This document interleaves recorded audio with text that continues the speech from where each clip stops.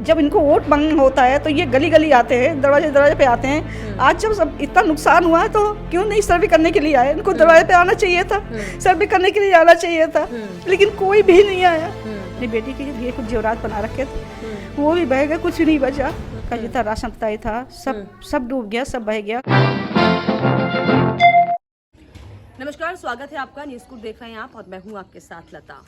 और जिस तरीके से इन दिनों हालांकि मानसून का ये समय चल रहा है और इस मानसून के समय में जिस तरीके से हमने बीते रोज देखा कि खटीमा में किस तरीके से आसमानी आफत का कहर बरपा, हम सब ने देखा क्या हालात जो है खटीमा के शहर के, खटीमा के लोगों के हो गए। तो इसी कड़ी में दरअसल अब हालांकि एक हफ्ते का समय उस बाढ़ को बीत चुका है, लेकिन अभी भी आप सोचिए कि जो जिंदगी है वो वापस पटरी पर नहीं आ पाई है। दरअसल मैं खटीमा में ही एक ऐसे घर में हूँ जिनका घर पूरी तरीके से हालांकि डूब गया था और उनसे मिलने मेरे परिचित हैं, उनसे मैं बातचीत करने जानने के लिए आई थी। आप देखिए अभी भी जो है लोगों के घरों से, अलमारियों से कपड़े निकल रहे हैं। लोग अभी पूरी कोशिश कर रहे हैं कि वापस से जिंदगी को पटरी में लाया जाए। पूरा जो घर का सामान था वो दरअसल तहस नहस हो चुका है। हालांकि सरकार की तरफ से 5,000 रुपए की जो है मदद की गई है। आप देखिए ये आप गेट के अगर बाहर देखेंगे, देखिए कि किस तरीके से जो घर के बेड थे, जो घर के फर्नीचर थे वो पूरी तरीके से तबाह हो चुके हैं। यहाँ तक पानी भरा हुआ था, ये देखिए ये यहाँ पर पड़ा हुआ है, वो वहाँ पर पड़ा हुआ है, यानी कि जिंदगी जो पूरी तरीके से ठप हो चुकी है और वापस से ठप जिंदगी को जो है गुलजार करने की हालांकि कोशिश हो रही है। और मेरे परिचित ही थे तो मुझे लगा कि हमें जानना चाहिए कि किस तरीके से सरकार की तरफ से मदद मिल रही है, क्या क्या सहायता राशि मिली है। तो फिलहाल जो है हालांकि सरकार की तरफ से 5,000 रुपए की राशि की मदद की गई है। और हमने देखा भी था कि खटीमा के विधायक भुवन कापड़ी जो है वो मुख्यमंत्री से मुलाकात करने पहुंचे थे। उन्होंने जो है राहत सामग्री बांटने की जो है वो मांग की है। लेकिन आगे बढ़ते हैं और देखते हैं कि अंदर क्या हालात है और लोग अब इस जिंदगी से किस तरीके से जो है उभर पा रहे हैं, क्या क्या नुकसान उनका हुआ है। अगर आप देखेंगे पूरा तस्वीर देखिए, यहाँ तक पूरा पानी भरा हुआ था और ये सिर्फ एक घर नहीं है, तमाम ऐसे घर थे जो सारे के सारे पानी में लबालब डूब चुके थे। आप करीब आइए और पूरा घर देखिए,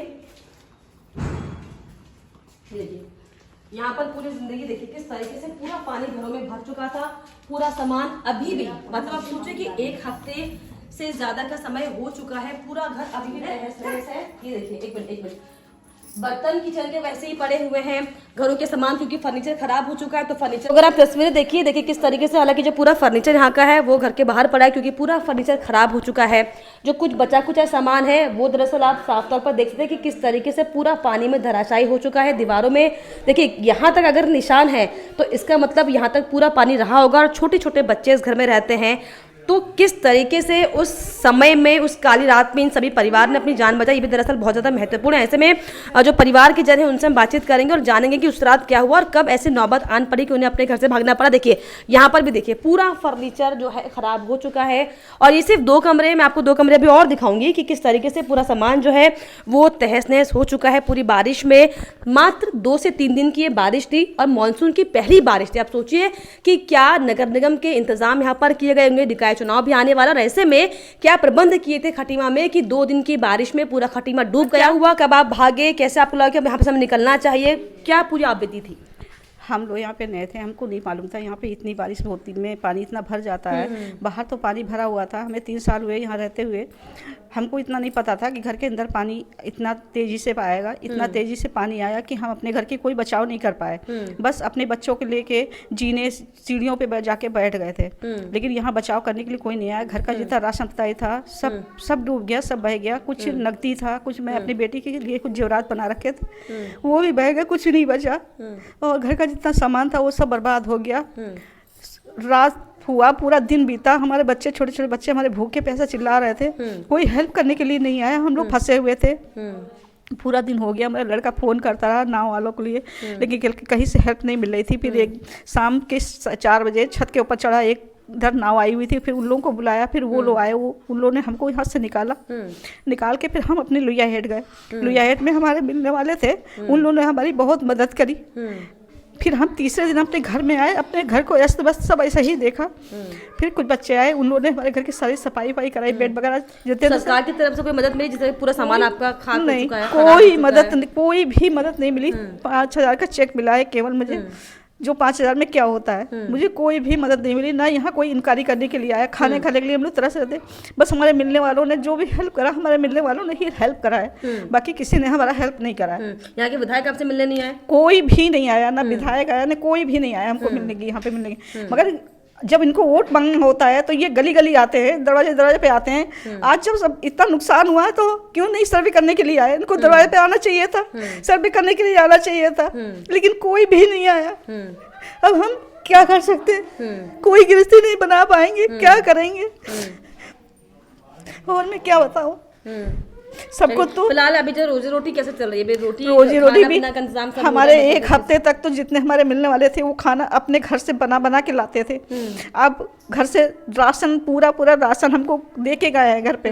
बच्चों क्या मांगे जो आपके नेताएं, स्थानीय नेता हैं, पार्षद हैं, अभी सभापति का चुनाव होने वाला है, निकाय का क्या मांग है कि आपको देखें, थोड़ी आपकी जरूरतों को समझे, उसे पूरा करें? उनको इंक्वायरी करने के लिए आनी चाहिए। पहला सब तो ये है, उनको सर्वे करना चाहिए कम से कम किसका कितना नुकसान हुआ है, कुछ तो करें। नुकसान हुआ तो मिलना चाहिए उनको, जायज जो नुकसान हुआ है उनको तो कुछ तो मिलना चाहिए।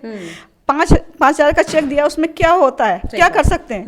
5,000 का अगर राशन ले लेना, अभी 5,000 का राशन परिवार के लिए तो राशन भी नहीं आएगा।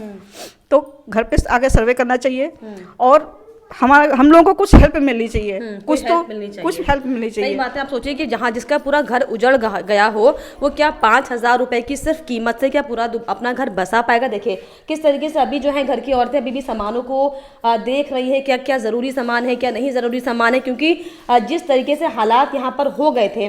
आप भी यहीं पर थी जब पानी बह रहा था? तो आप भी यहाँ पर थे? जब नहीं, हम तो आप बाद में देखने के लिए आए? हाँ। तो क्या देखा आपने नजारे यहाँ पर, किस तरह के हालात थे यहाँ पे?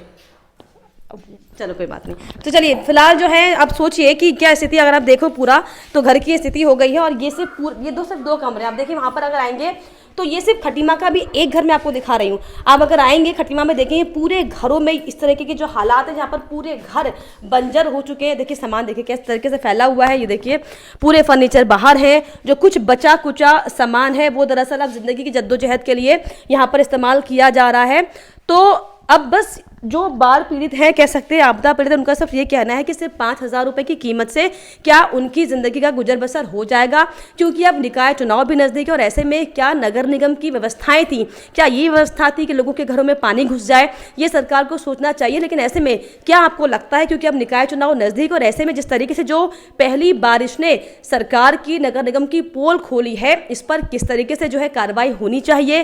क्या कुछ इंतजाम आम जनता के लिए होने चाहिए? हमें कॉमेंट बॉक्स में जरूर बताइएगा। और इसके अलावा हमारे चैनल को लाइक शेयर सब्सक्राइब करना भी ना भूलें।